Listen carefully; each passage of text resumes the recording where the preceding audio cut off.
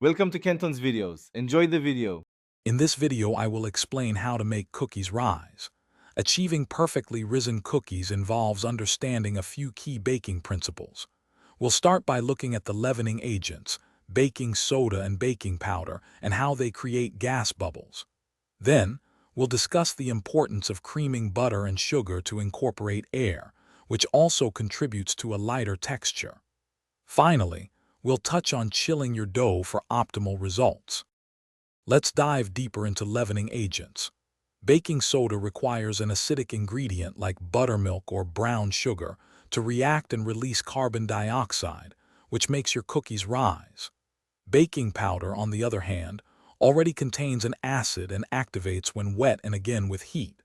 Using the right balance of these is crucial. Too much can lead to a metallic taste or a crumbly texture, while too little means flat cookies. Next, let's talk about creaming and dough temperature.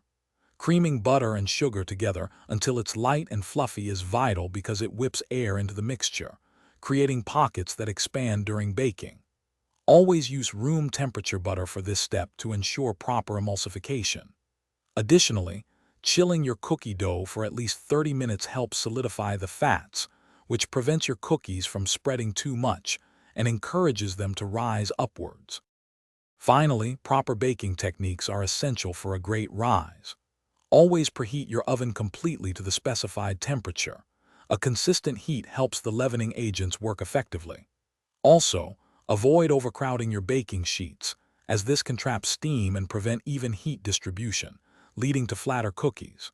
For more great tips and deals, including how to bring your space to life with the Echo Dot smart speaker, check out the links in the description below. Happy baking! Thanks for watching. Consider subscribing if we helped you.